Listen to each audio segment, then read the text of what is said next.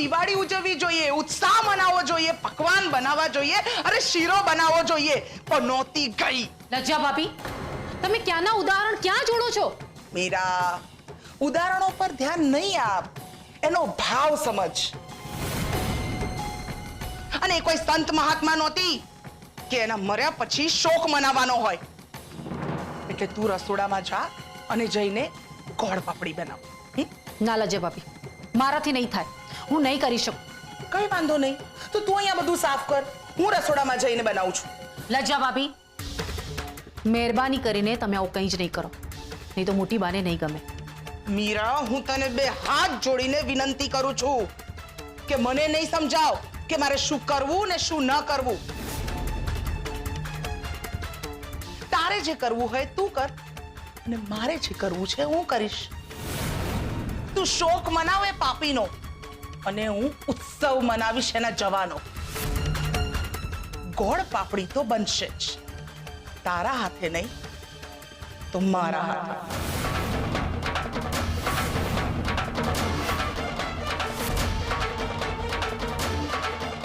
લજ્જા ભાભી, લજ્જા ભાભી, લજ્જા ભાભી.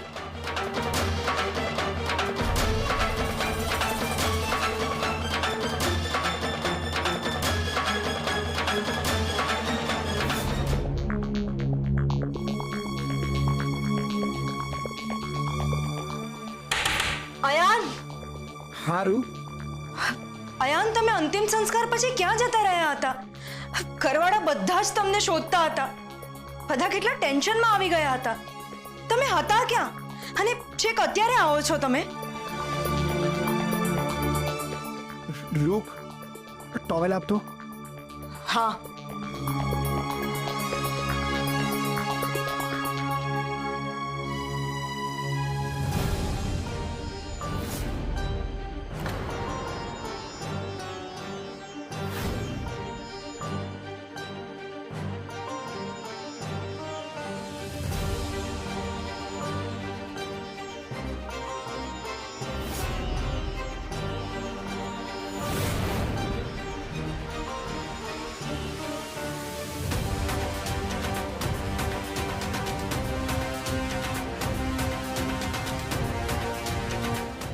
હસ્તીઓ તો આપણે ઘરની બહાર રાખીએ છીએ ને, તો તમે આને ઘરમાં કેમ લઈ આવ્યા?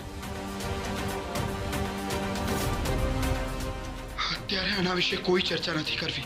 પણ અયાન, મોટી બાને ખબર પડશે તો? કહ્યું ને, અત્યારે આના વિશે કોઈ ચર્ચા નથી કરવી. અયાન, આ તો રીતિ રિવાજની વિરુદ્ધનું થયું ને. આ તો ખોટું કહેવાય ને. ખોટું તો બહુ જ બધું થયું છે ને રૂપ. જુઓ અયાન, હું જાણું છું કે અત્યારે તમે અપાર દુઃખમાં છો,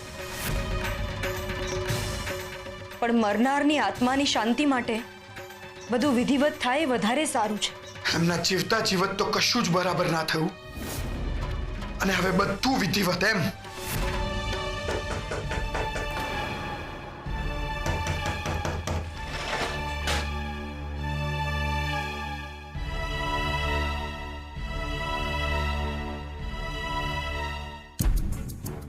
અયાન, આવતીકાલે તારી મમ્મીની શોક સભા છે, એટલે જાહેરાત આપવાની છે. હું એક એજન્સીને મળવા જાઉં છું, પણ એ બધા ન્યૂઝપેપર કવર કરતી નથી, એટલે લે આ જાહેરાત, અને બીજી એક ન્યૂઝ એજન્સીને મળી આવો. ઠીક છે, હું જઈ આવીશ. હા બેટા. અયાન, તમે મારે એજન્સીમાં જવાનું મોડું થશે.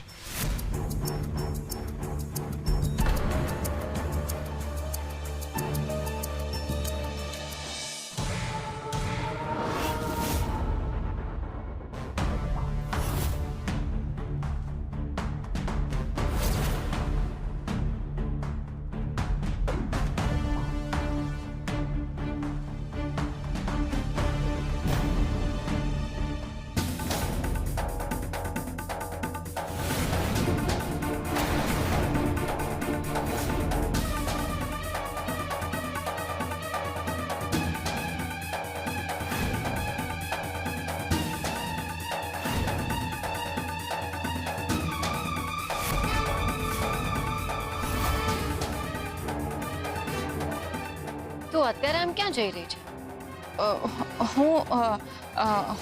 મારે છે ને કોઈ એક જણને મળવા જવાનું છે. શું વાત છે? બધું બરાબર તો છે ને? હા, બધું તો બરાબર છે. કેમ? તો પછી તારા શબ્દો કેમ તૂટે છે? માણસને શબ્દો તો ત્યારે જોડવા પડે ને જ્યારે એના મનમાં કંઈક જુદું ચાલતું હોય અને એને બતાવવું કંઈક જુદું હોય. ના ના, એવું કંઈ જ નથી.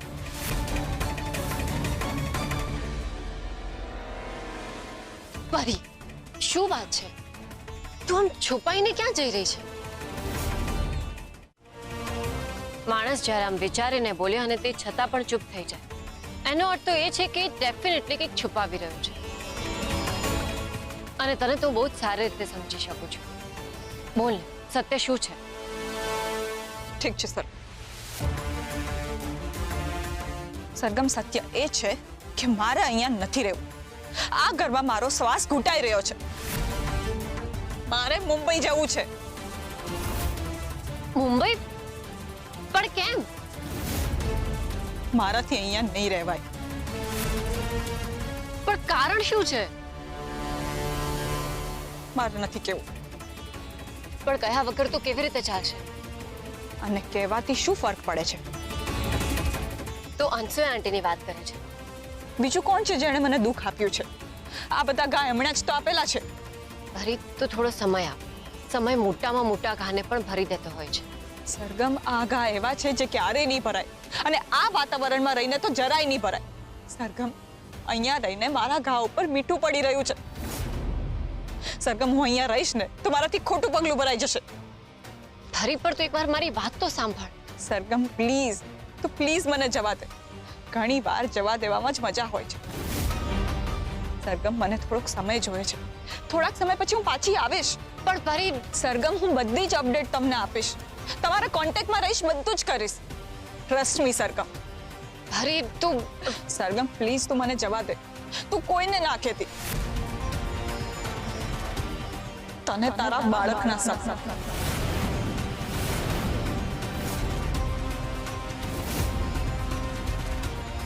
તે મને એવા સમમાં બાંધી દીધી છે ને કે હવે વધારે હું કંઈ બોલી પણ નહીં શકું.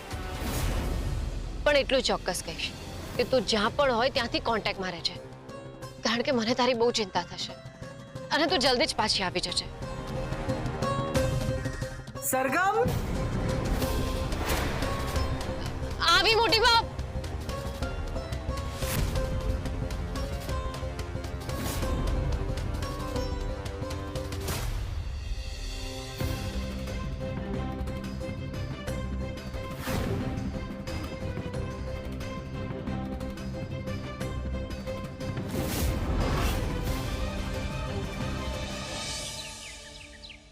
ચિરાગ, તું જરા અંદરથી થાળી અને અગરબત્તી લઈ આવતો. અને તોનીત, આ ટેબલ અહીંયા ગોઠવી દે. અને ટેબલ પર જે ફોટો ફ્રેમ રાખવાની હતી એ ક્યાં છે? એ તો પોખરા જ લઈને આવવાનો હતો. એ ક્યાં રહી ગયો? હજુ સુધી આવ્યો કેમ નહીં?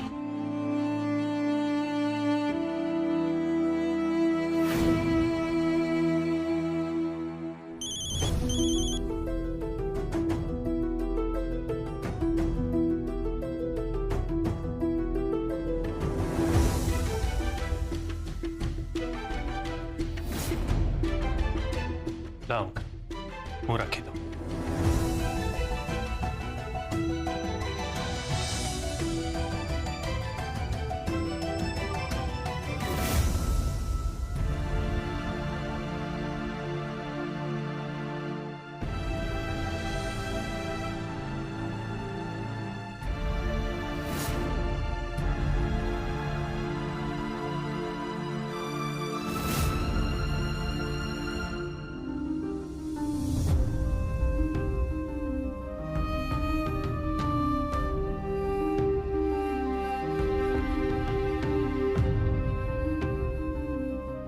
ચિરાગ, પૂજાનો હાર આવી ગયો?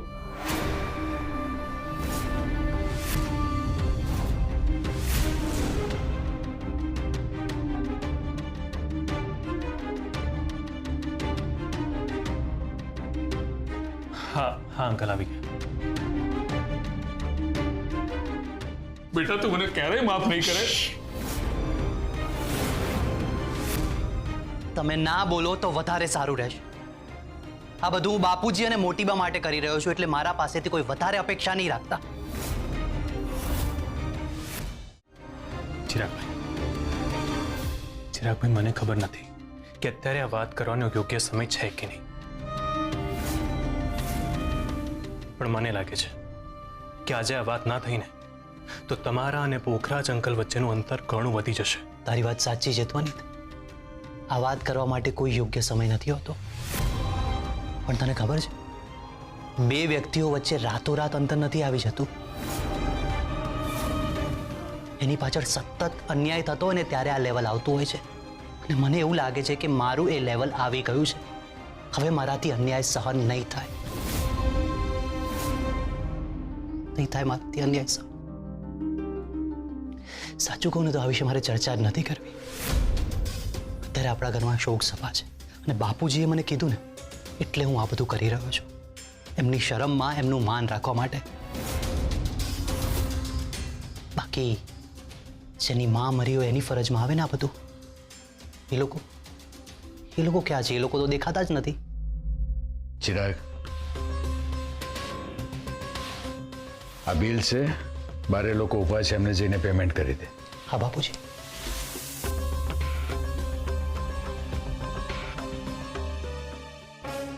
પોખરાજ, આયાન ક્યાં છે? ગઈકાલે સ્મશાનેથી પણ ઘરે મોડો આવ્યો હતો.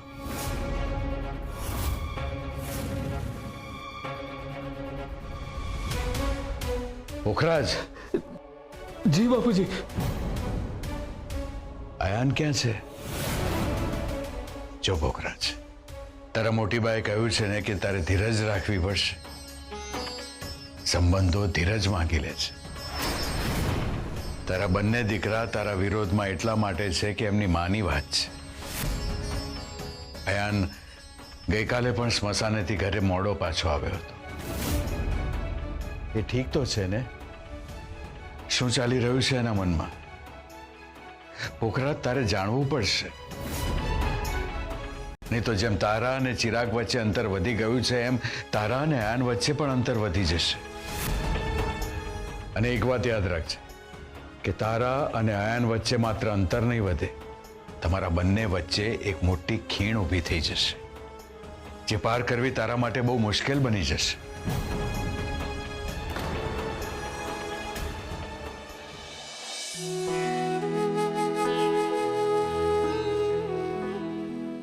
તું ઠીક તો છે ને? હવે તો તું ત્યાં સુખમાં હોઈશ ને?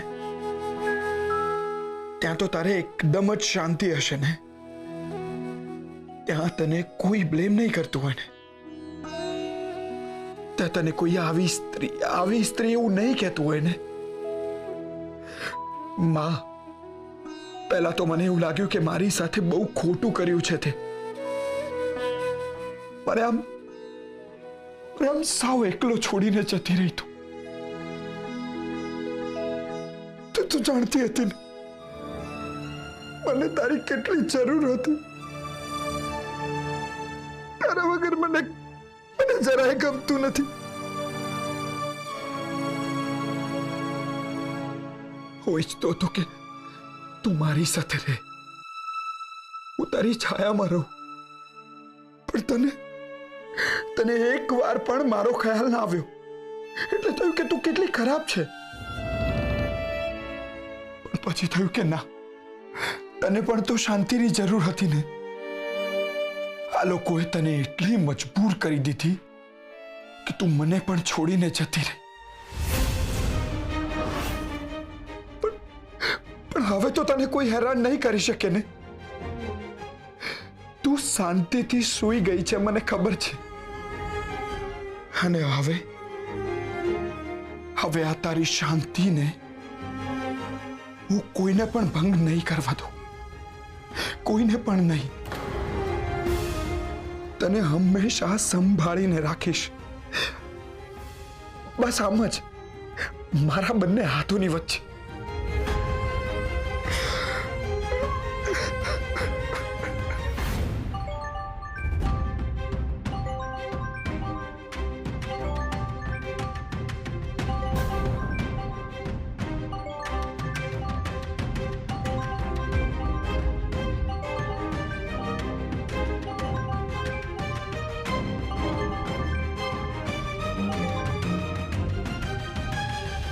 हेलो मीटिंग ક્યારથી શરૂ થઈ છે? તમને તો ખ્યાલ જ છે ને કે ગઈકાલે મારા મધર એક્સપાયર થઈ ગયા છે. મને કલાક એક આપો, હું કંઈક કરું છું.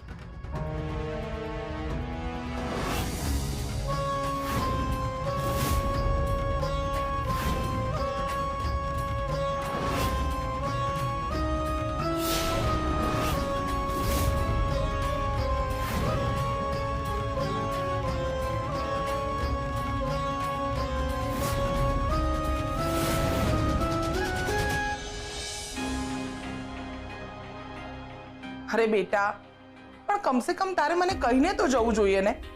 હું તને થોડી રોકવાની હતી. અરે તું તો ઘર છોડીને જઈ પણ શકે છે.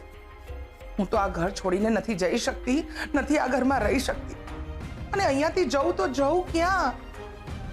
અને ખાસ કરીને આ ઘરમાં જ્યાં એકબીજાની જગ્યા લેવા માટે લોકો તત્પર હોય છે, બસ એક તક શોધે છે.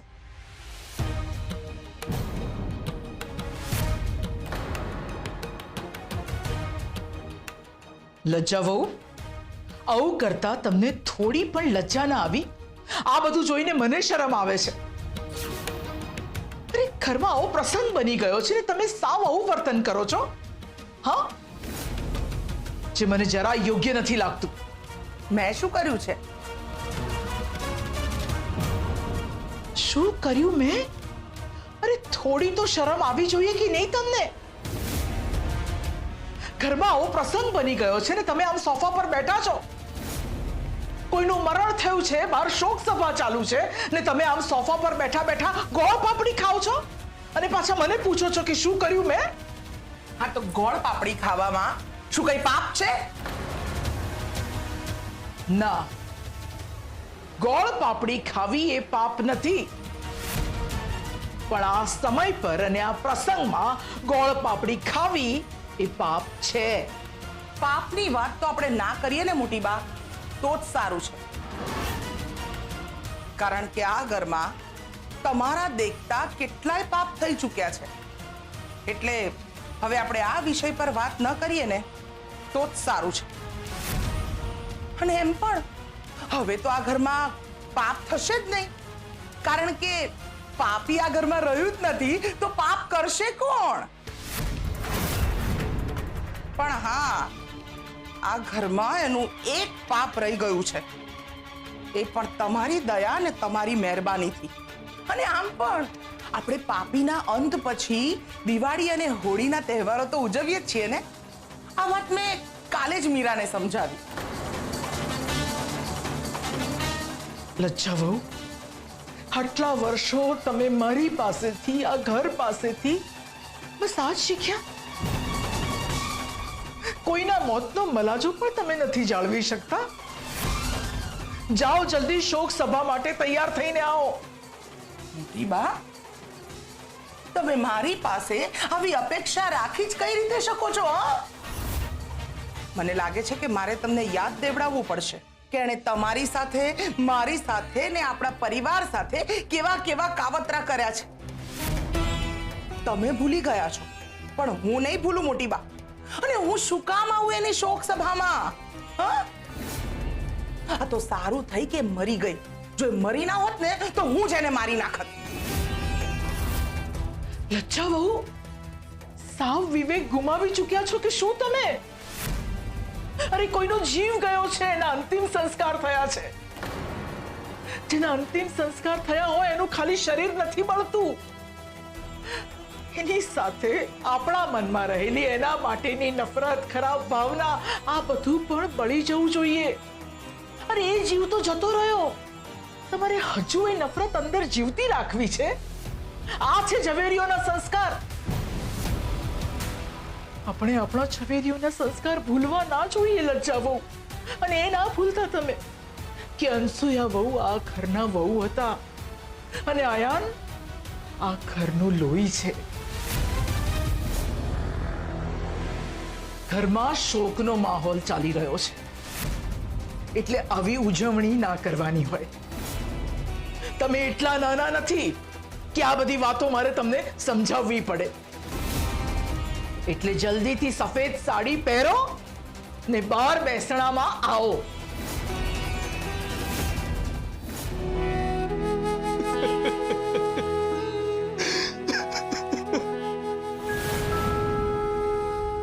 અર્ચના, હું તારો ગુનેગાર છું, મને માફ કરી દેજે. હું તને ન્યાય ન આપી શક્યો અને એને કારણે તારે આ પગલું ભરવું પડ્યું. પોખરાજ, શાંત થઈ જા બેટા. અહીંયા મારી બાજુમાં આવીને બેસ.